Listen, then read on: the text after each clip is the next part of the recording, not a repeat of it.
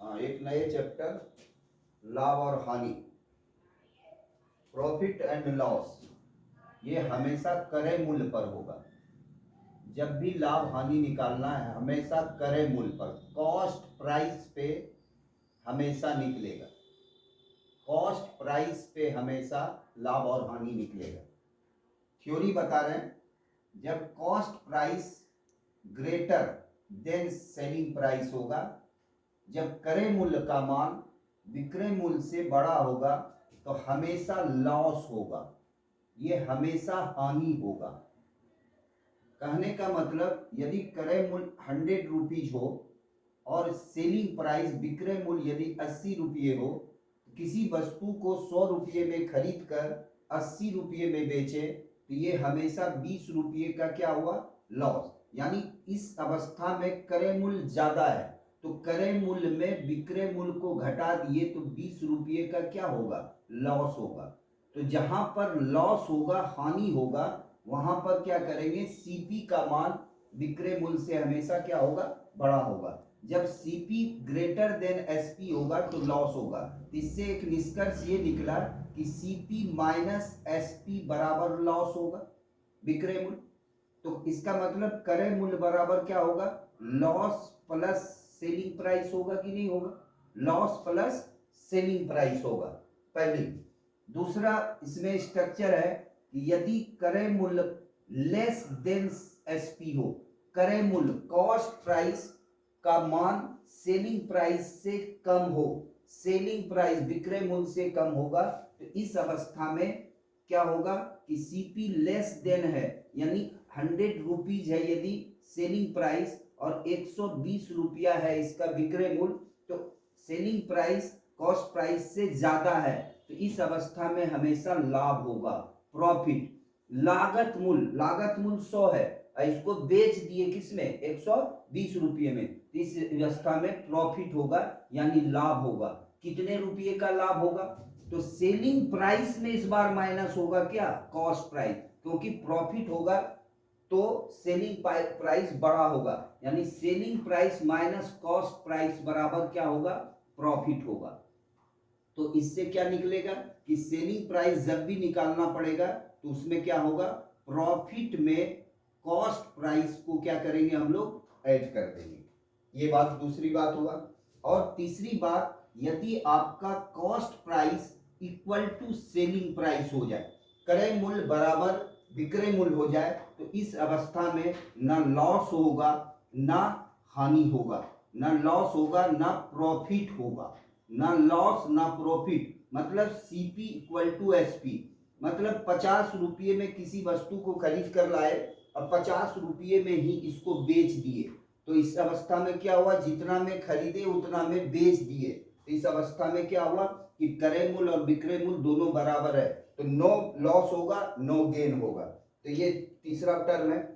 चौथा टर्म है आपका कि मैक्सिमम, यदि आपको प्रॉफिट बोले, मैक्सिमम अधिकतम लाभ, मैक्सिमम प्रॉफिट, तो मैक्सिमम प्रॉफिट का मतलब हुआ अधिक से अधिक लाभ कमावे। तो अधिक से अधिक लाभ का मतलब ये होता है कि ज्यादा से ज्यादा में उसको बेच दें। रेंज का सवाल है, जब आपको सवाल बताएंगे टाइप 1 आप देखिएगा, इसके बाद टाइप 1 का जो सवाल बताएंगे, आज थ्योरी बता रहे हैं आपको। तो मैक्सिमम प्रॉफिट का मतलब होता है ज्यादा से ज्यादा, मतलब maximum selling price, maximum, maximum अधिक से अधिक विक्रय मूल्य, ज्यादा से ज्यादा विक्रय मूल्य, अधिक से अधिक में उसको बेचे, और मिनिमम कॉस्ट प्राइस, मिनिमम कम से कम में उसको खरीदे, कम से कम में उसको खरीदे और ज्यादा से ज्यादा में बेचे। तो मैक्सिमम प्रॉफिट यदि कमाना होगा तो ज्यादा से ज्यादा में उस वस्तु को बेचे और कम से कम उस वस्तु को खरीद के लावे, यानी maximum selling price minus minimum cost price, तो मैक्सिमम लाभ होगा।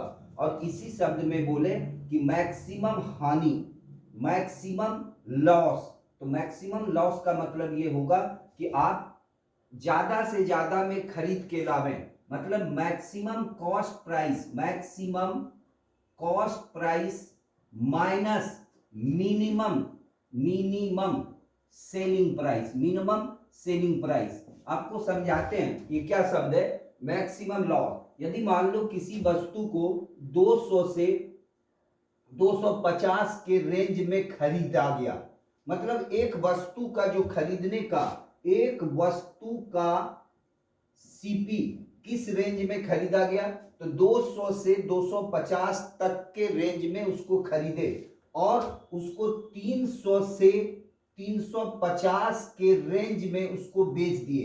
एक वस्तु का रेंज खरीदने का क्या है, 200 से 250। आगे बताएंगे आपको जब हम क्वेश्चन कराएंगे, अभी आपको समझा रहे हैं।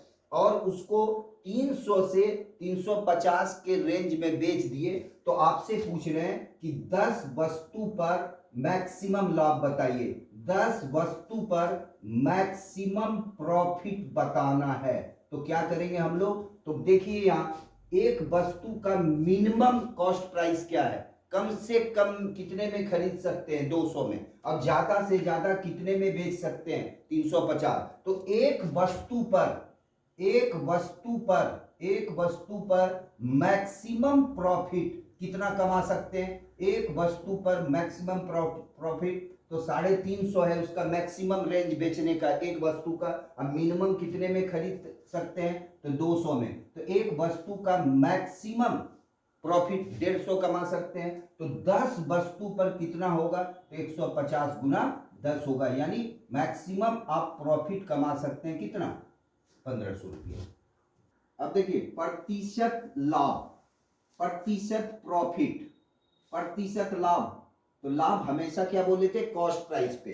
इसका फार्मूला क्या होता है, लाभ गुना 100 बटे कॉस्ट प्राइस। ये ध्यान रखना है, हमेशा लाभ और हानि हमेशा क्रय मूल्य पर होता है। कॉस्ट प्राइस यानी लागत मूल्य, क्रय मूल्य। अब प्रतिशत हानि, प्रतिशत लॉस बराबर क्या होगा, तो loss into 100 bye CP cost price. जैसे आगे आपको इसमें बताएंगे मार्क प्राइस के बारे में, सूची मूल्य, तो उसमें हमेशा बट्टा डिस्काउंट वो किस पे होता है, तो हमेशा मार्क प्राइस पे होता है, तो वो बताएंगे, समझ गए, ठीक। हाँ देखिए ये कुछ फ्रैक्शन सब टर्म है, इसको हमेशा याद रखिएगा ताकि आपको आसानी होगा। ये एकदम याद रखना है, परसेंटेज में भी आपको ध्यान रखना है। ये जितना नीचे वाला टर्म है इसको हमेशा देखिए। अभी आपको बता रहे हैं क्या कहते हैं, कॉस्ट प्राइस और सेलिंग प्राइस का रेशियो निकालने बता रहे हैं।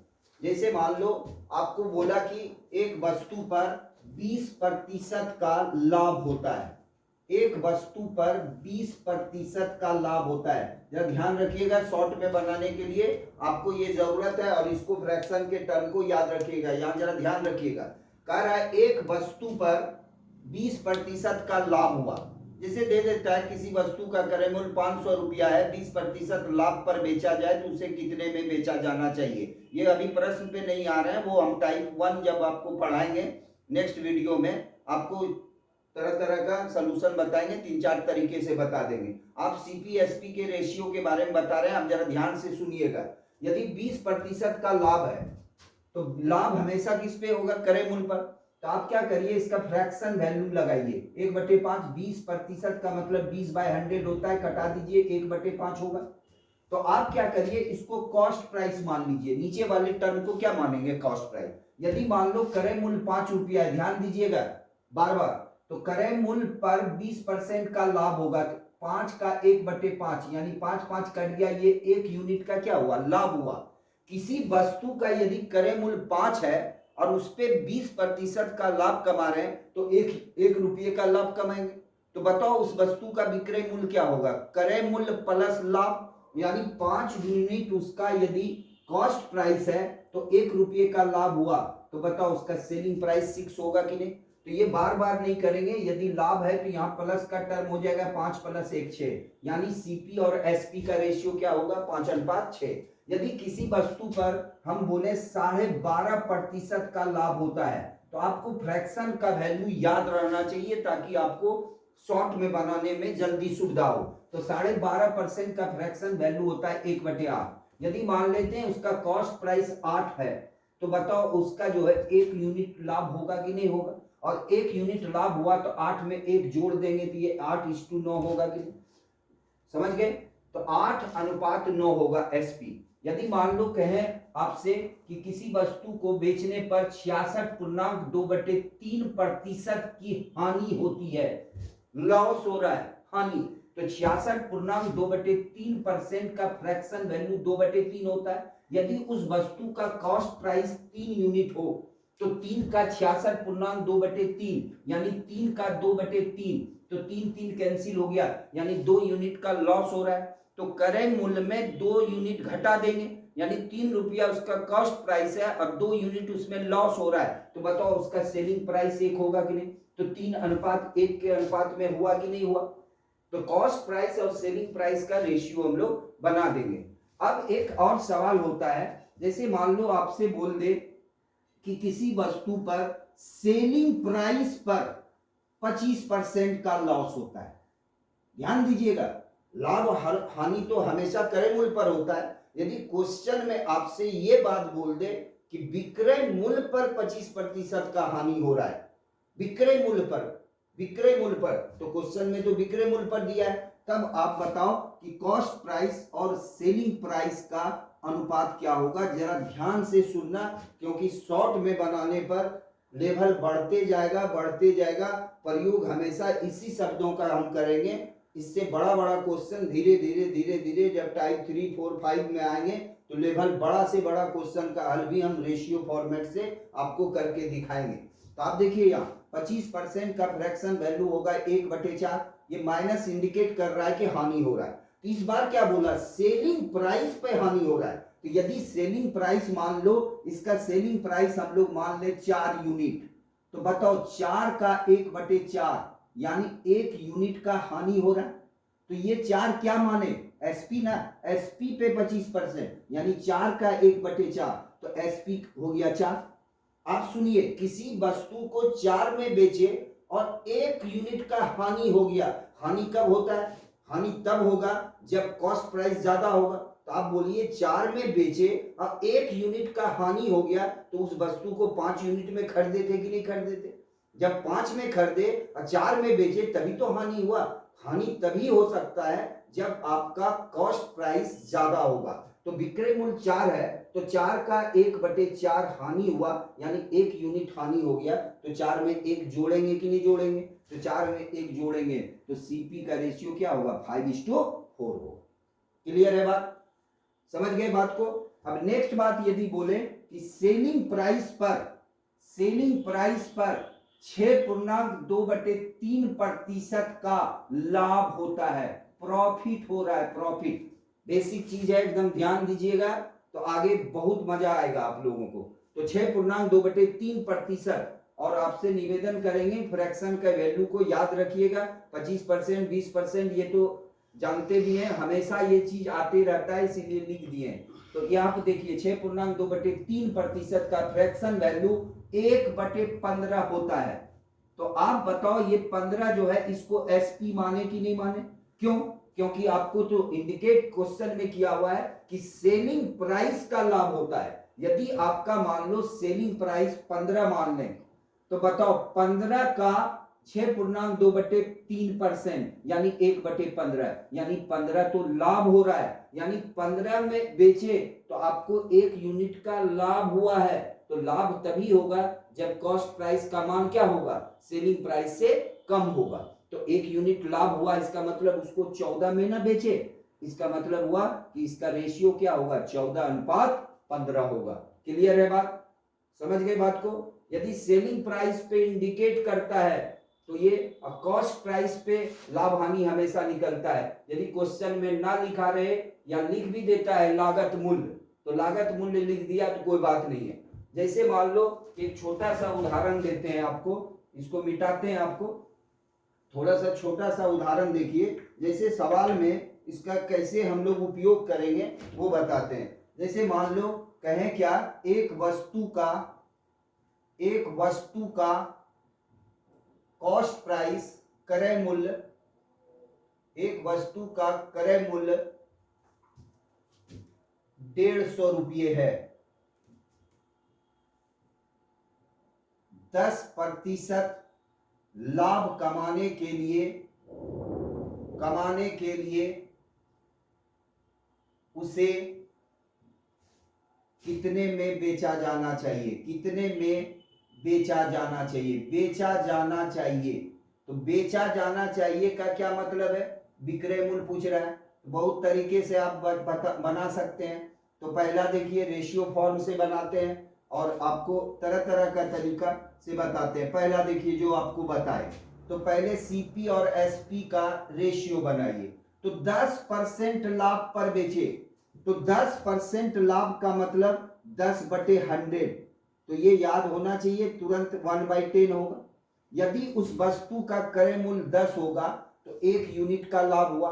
तो क्रय मूल्य प्लस लाभ विक्रय मूल्य 11 यूनिट। आप बताओ 10 यूनिट क्रय मूल्य है जिसका वैल्यू 150 दिया हुआ है कि नहीं, यानी 10 यूनिट का वैल्यू कितना है, 10 यूनिट बराबर 150 है। तो 1 यूनिट का मान 15 है, तो 11 यूनिट का मान क्या होगा, 15 गुना 11 होगा, यानी 165 रुपया उसका क्या होगा, सेलिंग प्राइस। यानी 10% लाभ कमाना है तो 165 रुपये में उसको बेचा जाएगा।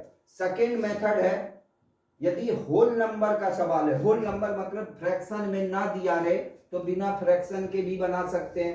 क्रय मूल्य 150 है, किसी वस्तु को हम खरीद के लाए तो 100% उसका चुकता किए कि नहीं, हमेशा क्रय मूल्य 100% होता है। तो 100% का जो वैल्यू है वो 150 है।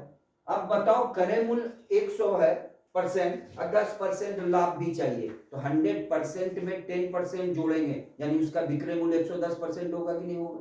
100% तो क्रय मूल्य है और 10% लाभ ऐड करेंगे तो 110% में बेचेंगे तभी तो लाभ होगा 10%। तो 100% बराबर 150, तो 110% बराबर क्या होगा, तो 150 बटे 100 इंटू क्या 110, ये 0 से 0 कैंसिल, तो 165 रुपया इसका होगा क्रय विक्रय में। ठीक है, तो अब आप देख लीजिएगा इसका नेक्स्ट वीडियो जो कि केवल सवाल उसमें बताएंगे। ठीक है, यूं ही देखते रहिए।